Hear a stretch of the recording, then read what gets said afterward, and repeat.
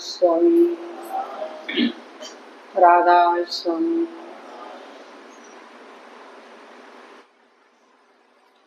अभी आप सुन रहे थे कि सच्चाई के मार्ग पर चलना चाहिए। नंबर 1 है सच्चाई के मार्ग पर। सच्चाई के मार्ग पर चलने से जीवन आसान हो जाता है।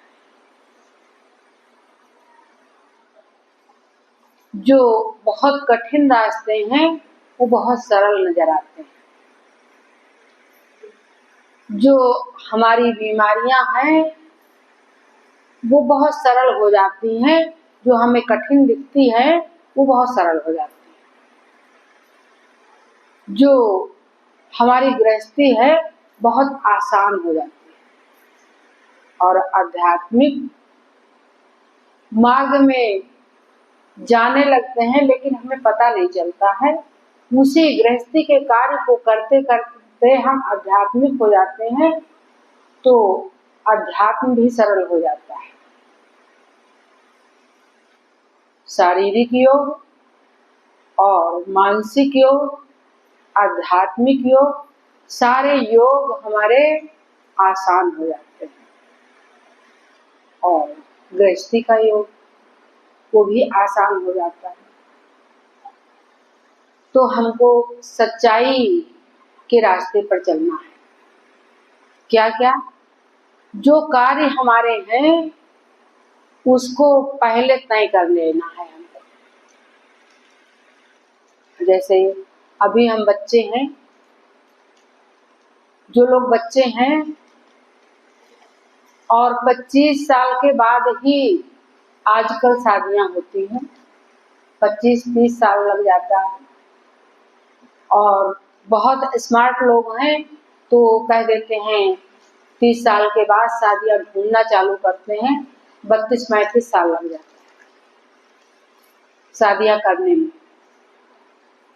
तब तक व्यक्ति बहुत ही चीजें समझ जाता है, क्योंकि ब्रह्मचर्य आश्रम 25 साल तक होता है। इसके बाद गृहस्थ आश्रम आ जाता है। तो व्यक्ति 25 साल के बाद चीजें समझने लगता है, जीवन के सूत्र समझने लगता है। तो अगर हमको ये करना है कि हमें योगी बनना है,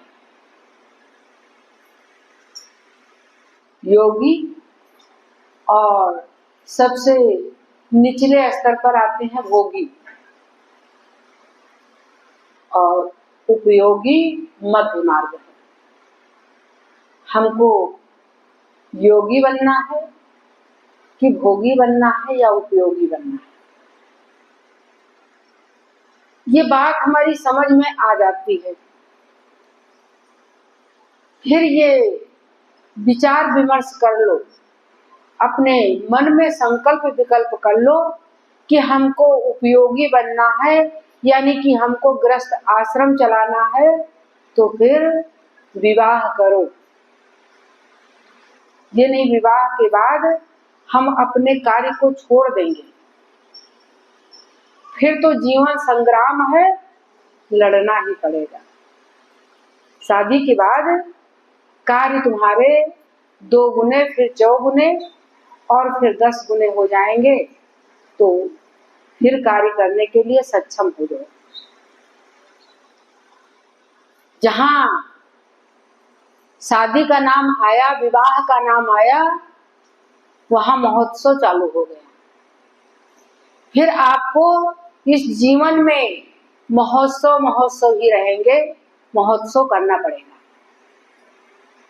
फिर ये कहने से काम नहीं चलेगा कि अब हम योगी बनने जा रहे हैं, इससे काम नहीं चलेगा। इस जीवन के योग को समझते हुए, जीवन के सूत्र को समझते हुए, गृहस्थ आश्रम को संभालते हुए क्या करना है? शरीर को साधना है,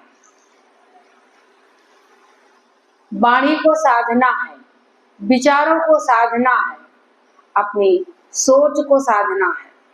कोई कह रहा था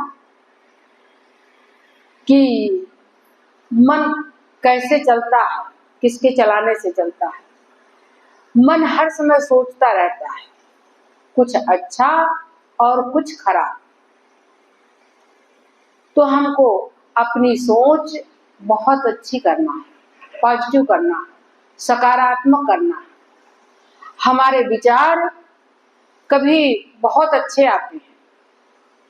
मन बुद्धि विचार करती ही रहती है और विचार करते करते बुद्धि कुतर्क कर देती है।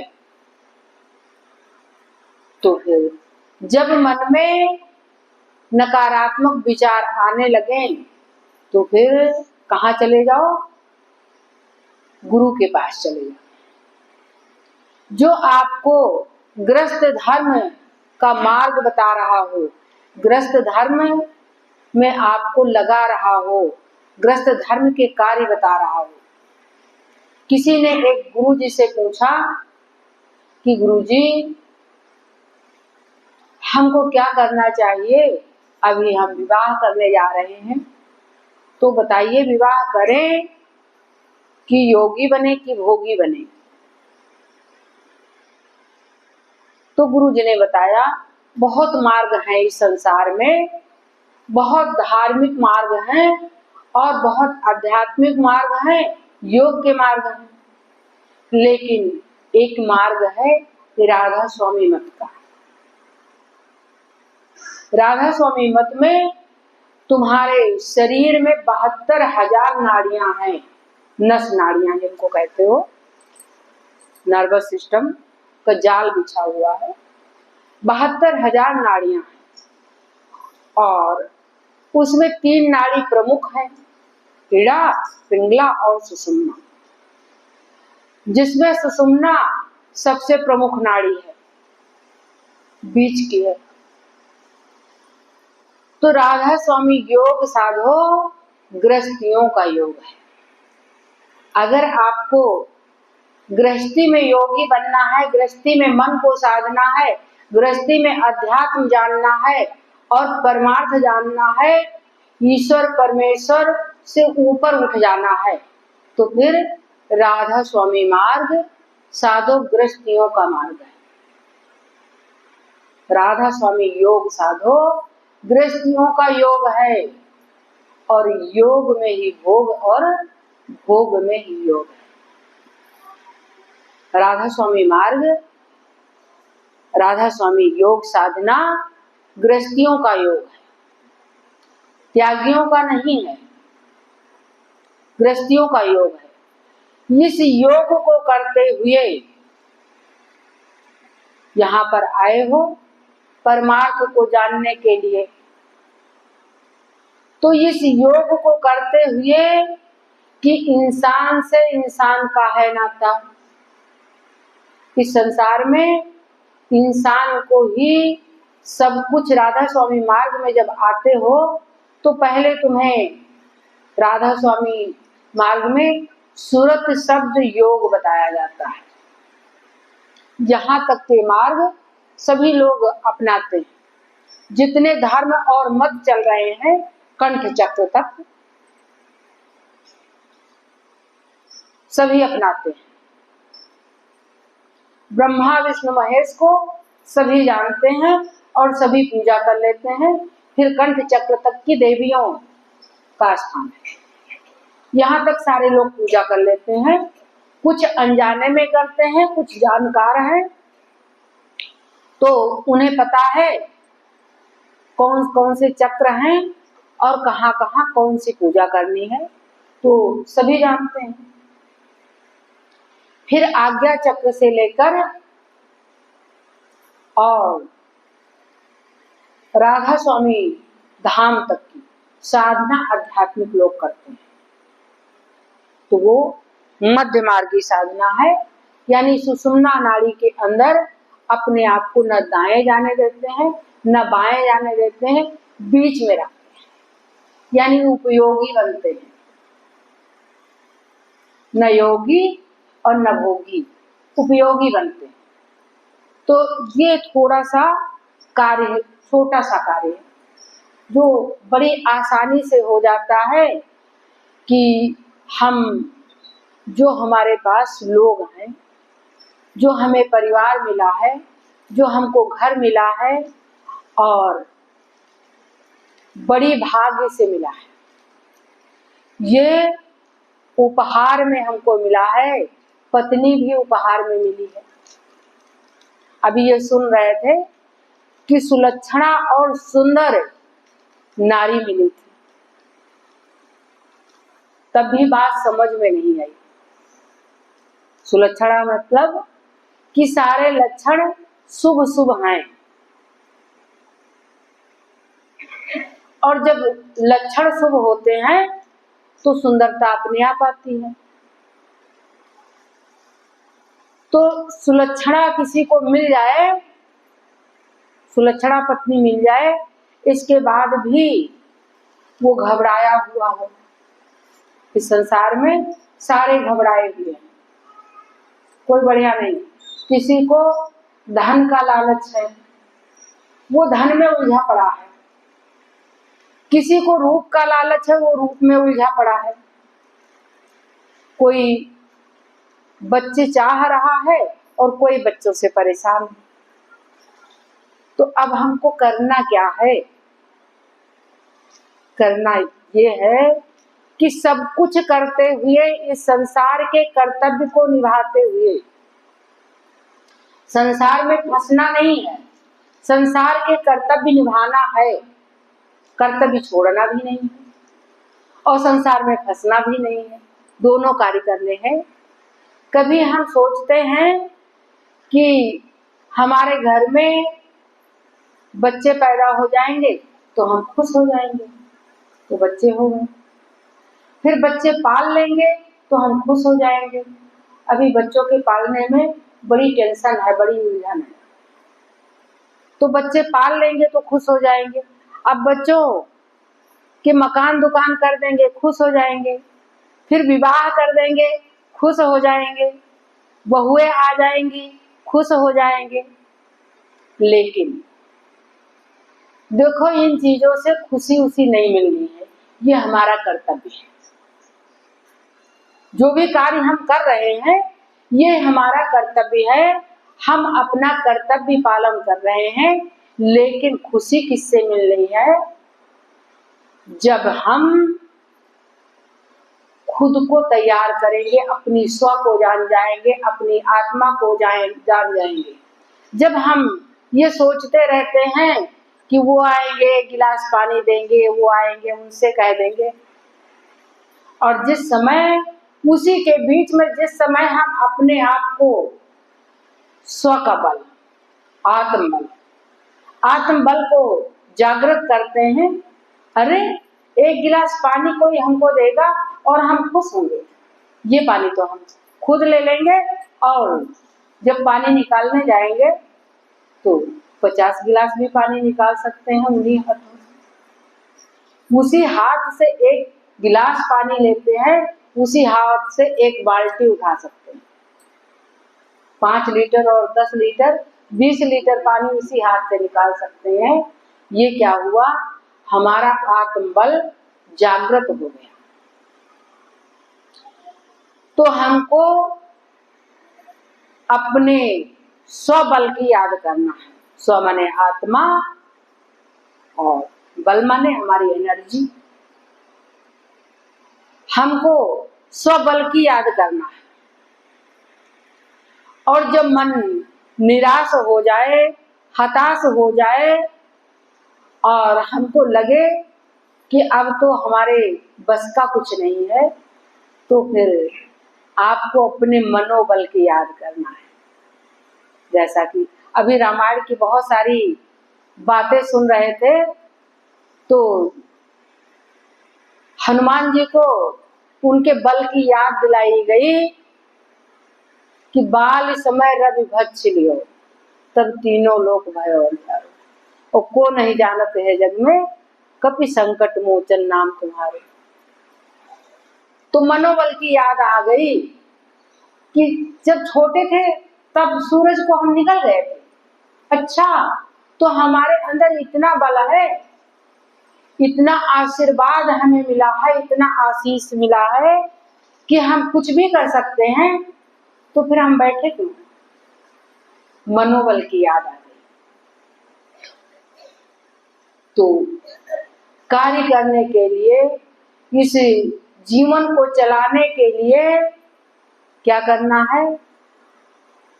मनोबल और आत्मबल में रहना है, अपने आप को याद करना है, अपने आप को जागृत करना है। और सुख तो हमको अपने से मिलेगा, इन दुनिया के रिश्तों से सुख नहीं मिलेगा, लेकिन हमको कर्तव्य निभाना है। इस संसार में आए हैं, कर्तव्य निभाना है।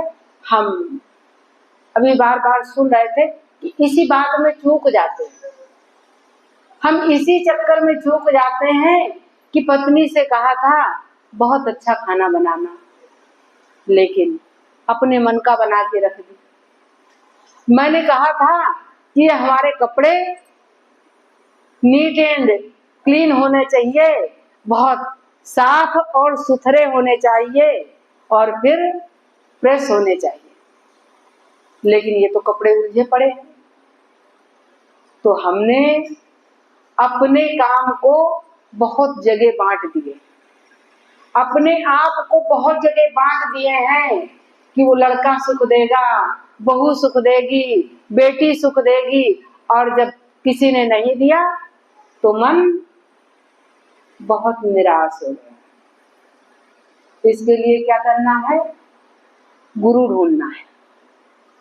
संसार के कार्य तो हम अपने आप चला लेते हैं, हम इसी बात में चूकते हैं कि हम जब गुरु ढूंढ लिए हैं तो अब केवल अध्यात्म करेंगे, संसार के कार्य को छोड़ देंगे। अब हमारी जिम्मेदारी कोई दूसरा ले ले, रोटी कोई दूसरा दे जाए, कपड़े कोई दूसरा धो दे, और हमारी डेंटिंग वेंटिंग, हमारी बॉडी फिटनेस कोई तीसरा कर दे। ये भाई कौन सी बात है? ये हमको अपने आप करना पड़ेगा। इस बात को अपने आप में सोच लो कि सुख हमको हम ही देंगे, कोई दूसरा नहीं देगा। इस चक्कर में मत रहो कि कोई दूसरा सुख देगा। पत्नी सोच रही है कि पति बहुत अच्छा बोलेगा, लेकिन कब बोलेगा? जब कटु वचनों से मन आहत हो, छलनी हो जाए, फिर कहे गए प्रिय वचनों का रह जाता कोई मोल। फिर प्रिय वचन कोई कहे, एक बार कट वचनों से हृदय को छलनी कर दे, यानी हृदय को चलनी कर दे, इसके बाद कहे कि बहुत प्यार करते हैं। अरे ऐसे प्यार का क्या? तो कोई प्यार वार नहीं करता है। इस दुनिया में सारे स्वार्थ सारे स्वार्थ है इस दुनिया में। तो इसलिए थोड़ा सजग हो जाओ, थोड़ा सजग हो जाओ कि अपने आप को हम खुद प्यार करेंगे। ये जो बॉडी, ये जो शरीर मिला है, ये बड़ा उपहार में मिला है। तो इसको छोड़ करके शाम तक पानी पीने का टाइम नहीं, हम पानी पिला रहे थे। क्यों पानी पिला रहे थे? उस मछली की भांति वो जल में है तब भी प्यासी है, जल ही में मीन प्यासी, मैं सुने सुने आवत हंसी, जल ही में मीन प्यासी। सबको पानी देते देते शाम हो गई, अभी पानी पीने का मौका ही नहीं मिला। फिर ये शरीर कितना काम करेगा, कितना काम करेगा? सबको भोजन देते देते शाम हो गई, जीवन निकल गया भोजन बनाते बनाते, और इस शरीर को टाइम से भोजन नहीं दे पाए तो फिर बहुत सारी बीमारियां हो गई। पेट खाली रहेगा तो फिर क्या करेगा? अग्नाशय अपना काम करेगी, और पित्ताशय अपना काम करेगा, लीवर अपना काम करेगा, तो कहीं पर अल्सर बन जाएगा, कहीं गैस बनने लगेगी, कहीं शुगर बनने लगेगी, और जब तीनों चीजें बढ़ जाएंगी तो बीपी बढ़ जाएगा। जीवन गुजर गया, तभी जीने का ढंग नहीं आया। इसलिए प्रिय भैया लोगों, प्रिय बेटियों, बहुओं, बहनों, अपने आप का ध्यान करो। ये ध्यान और किसी का नहीं करना है, अपने आप का ध्यान करना है। कोई 2-4 बाहों वाला भगवान नहीं आएगा, आपको अपना ध्यान खुद करना है। अपने शरीर का, अपने मन का, अपनी आत्मा का, अपने स्वयं बल का ध्यान खुद करना है। इसलिए ध्यान में बैठते हो, ध्यान में बैठते हो तो जो भी आप करते हो पहले वही सामने आने लगता है, वही रील चलने लगती है। जो अभी तक सोचा था उसको कहते हो, गुरु कहता विचार शून्य अवस्था में चले जाओ, और आपके अंदर तो विचार आने लगते हैं। तो विचार कौन से आते हैं? जो अभी तक हमने किया है, जो अभी तक हमारे अंदर में फीड है, वही विचार आता है। इसलिए अच्छा कार्य करो, बन पड़े तो नेकी करना। अगर हो जाए तो किसी को 1 गिलास पानी पिलाना, भोजन कराना, और 2 शब्द प्रेम से बोलना, और 2 शब्द सकारात्मक बोलना, यानी किसी को ऊंचा उठाना। इस राधा स्वामी मत का एक नियम है, किसी से नेगेटिव बात मत कहो। क्यों? किसी को नेगेटिविटी में मत फंसाओ कि भूत भी होता है, पिशाच भी होता है, और जंत्र मंत्र तंत्र भी होता है। ये कुछ भी नहीं होता है।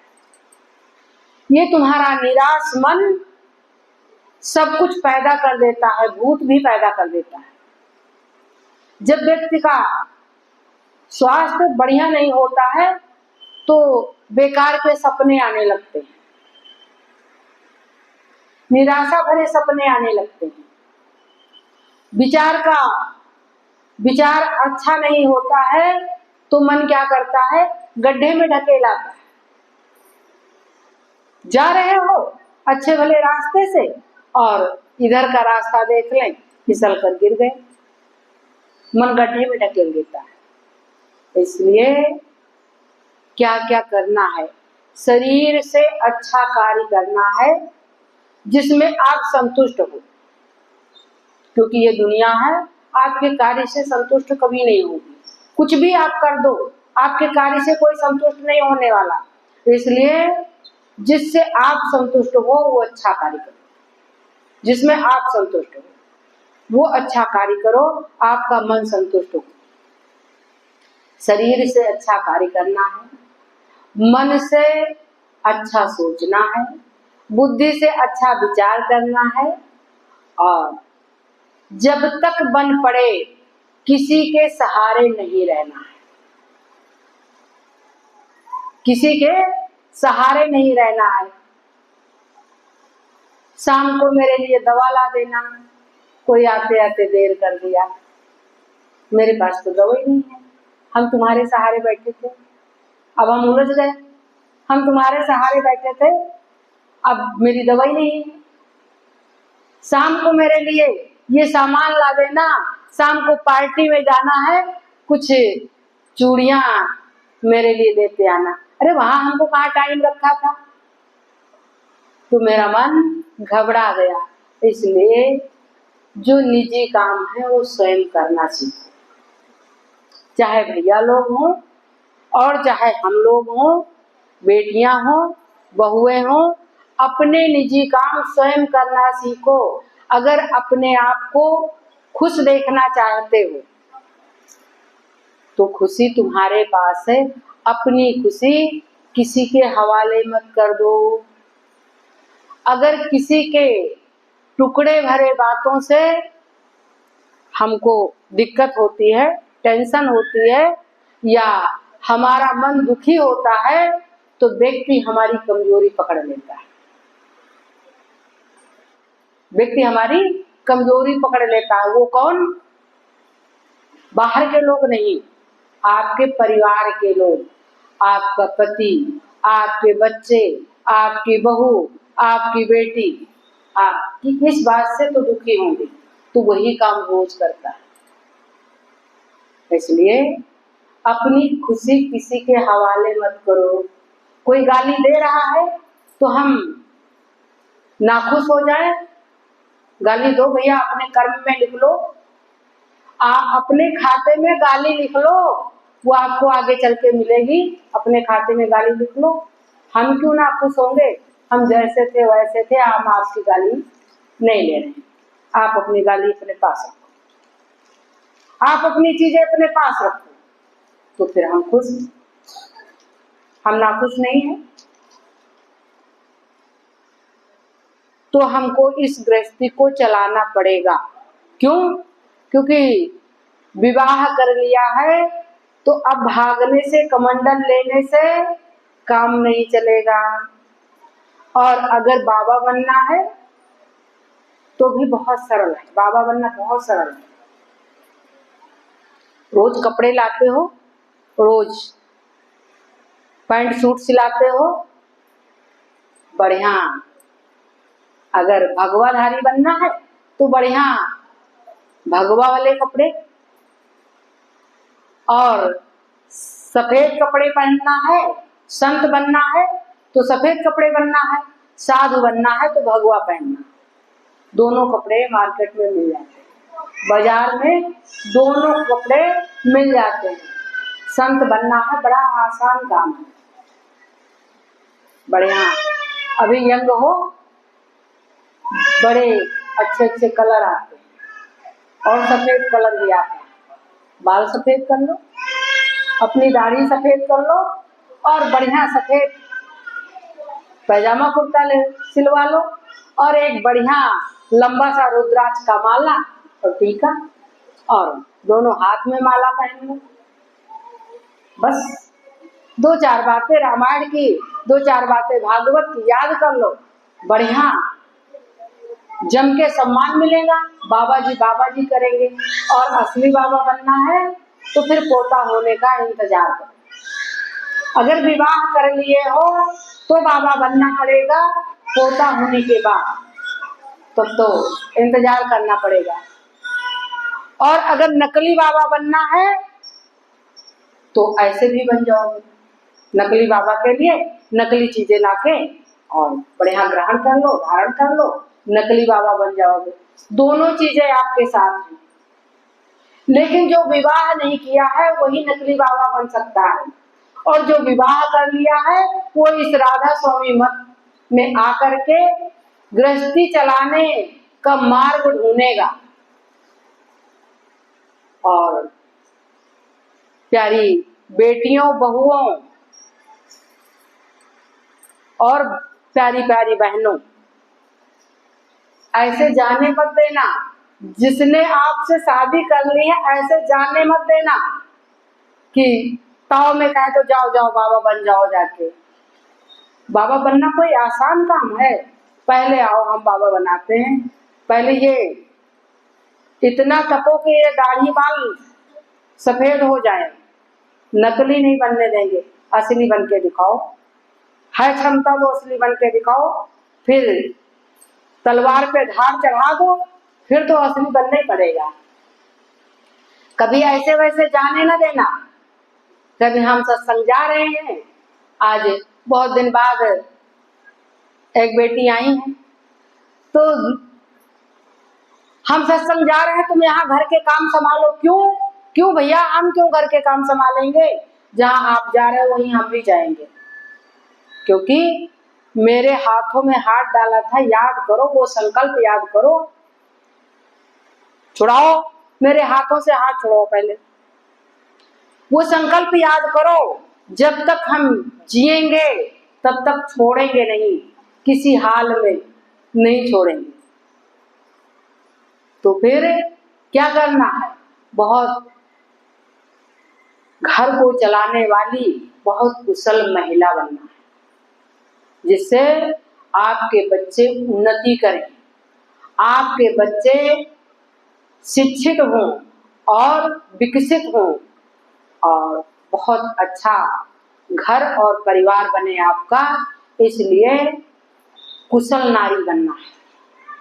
कुशल नारी में धैर्य, क्योंकि तुरंत शादी होके आई है तो तुरंत कोई बाबा नहीं बन जाएगा, बहुत धैर्य धारण करना पड़ेगा, क्योंकि बड़ा समय है। अभी लड़का होगा, फिर बड़ा होगा, 25 साल होगा और 25 साल के बाद शादी करेंगे, फिर 1, 2, 3 साल में बच्चा होगा और तब हम बाबा बनेंगे। तो धैर्य धारण करना पड़ेगा। और जब विवाह होता है तो इन बेटियों को हम आशीर्वाद देने पहुंच जाते हैं कि तुम रहो लगाती ममता की मेहंदी अपने कर कमलों में। जहां जा रही हो वहां खून के रिश्ते नहीं है, खून के रिश्ते नहीं है, वहां पर सबको अपना बनाना पड़ेगा।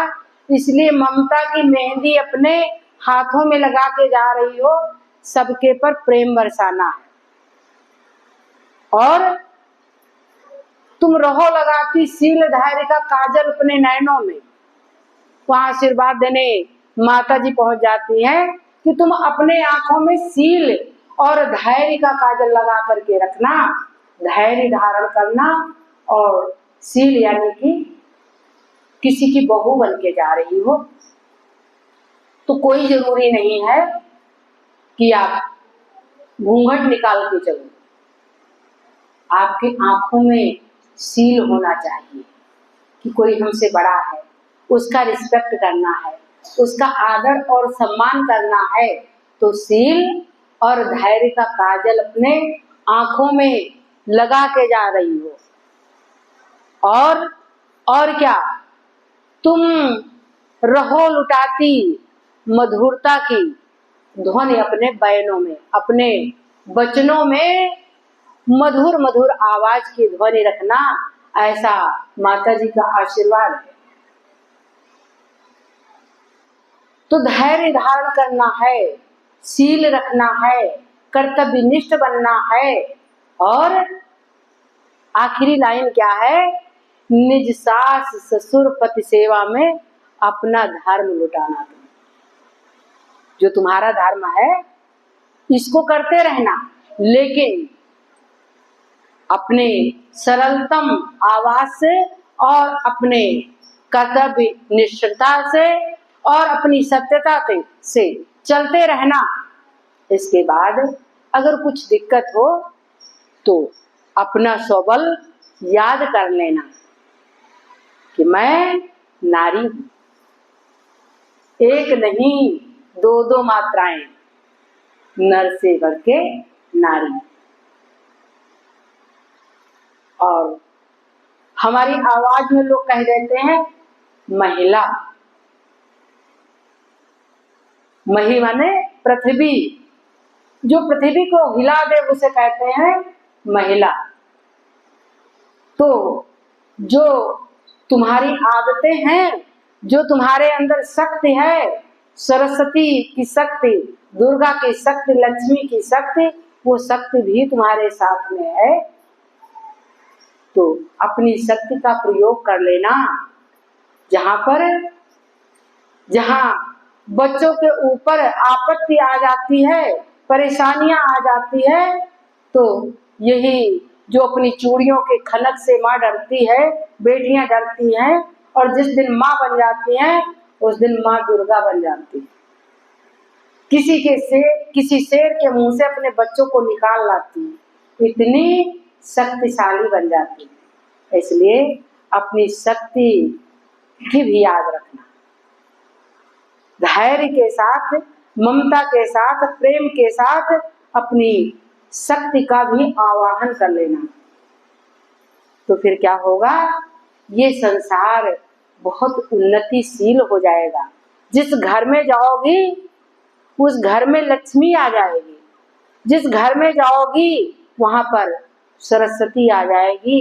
जब कोई कार्य किसी का नहीं बनता है और कोई अपनी माँ से और कोई पत्नी से, कोई बहन से सलाह पूछने आता है तो फिर क्या सरस्वती बन के सलाह दे देती है, यानी सरस्वती बन जाती है यही माताएं। तो तुम्हारे अंदर दुर्गा, सरस्वती, लक्ष्मी के सारे गुण पाए जाते हैं। जब किसी का बस नहीं चलता है और कार्य रुक रहे होते हैं तो आ जाती हैं, लोग आ जाते हैं कि आगे क्या होगा। तो फिर पत्नी, माँ, बेटी अपने गले का उतार के दे देती हैं, आज इस कार्य को कर लो और कल जब आपका बजट बनेगा तो फिर से आ जाएगा। लक्ष्मी का रूप धारण कर लेती है। तो इसी तरह से हमको कहीं पर लक्ष्मी बनना है, कहीं दुर्गा बनना है, कहीं सरस्वती बनना है। और जो पार गई सोई पार्वती, पार्वती के नाम पर सुना है कि पार ले गई किसको? शिव जी को उस पार ले गई वो पार्वती। तो आपके अंदर सारे गुण हैं और इन गुणों को जानते हुए, इन गुणों का आचरण करते हुए, खाली गुणों को जान करके लड़ाई नहीं करना है, गुणों को जान करके गुणों का आचरण करते हुए इस गृहस्थी को अपने साधते हुए हमको आगे जाना है। और किस लिए? कि हमारे बच्चे सुखमय हो जाए, हमारा परिवार सुखमय हो जाए। तो फिर क्या होगा? फिर तो आप सकुशल महिला निकलेंगी और आध्यात्मिकता के परे चली जाएगी। कभी किसी महिला के बारे में ये नहीं लिखा है कि वो बहुत बड़ी योगिनी थी, कुशल महिला थी, ये ऐसा लिखा है, ऐसा पाया गया है। अपनी वाणी में, बोलचाल में बहुत ओजस्वी थी, ऐसा पाया गया है, योगिनी नहीं पाया गया है। इसलिए आपको अपने घर के कार्यों को, अपने बच्चों को बहुत अच्छा संस्कार देना है।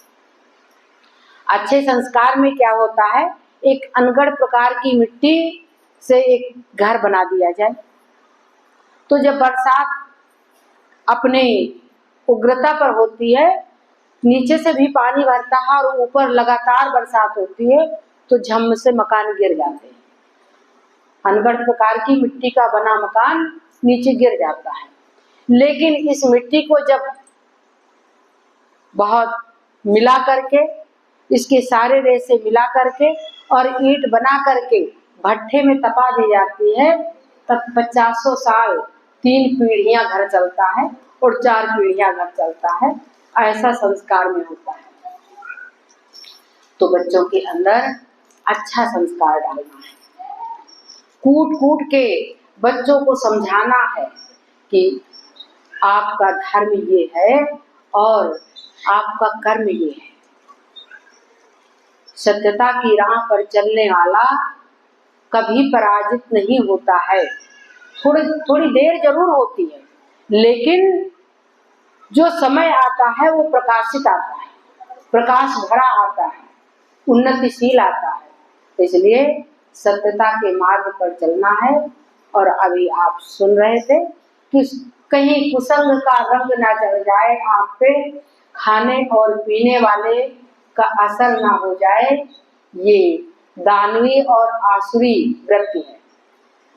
जब कोई पान, पुड़िया, बीड़ी, तंबाकू, शराब और अनेकों प्रकार के मांसाहार करता है, उसे इंसान तो दिखता है, लेकिन उसके अंदर वृत्ति जो होती है, जो आदतें होती हैं, वो दानवी होती है।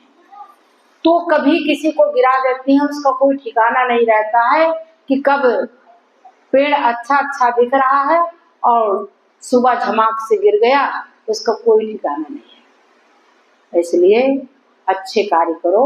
सत्संग में आए हो तो सत्संग को अपनाते हुए इस संसार की भीड़ भाड़ में अपने आप को जान लो अपने मन वचन कर्म से बहुत अच्छा कार्य करो। राधा स्वामी।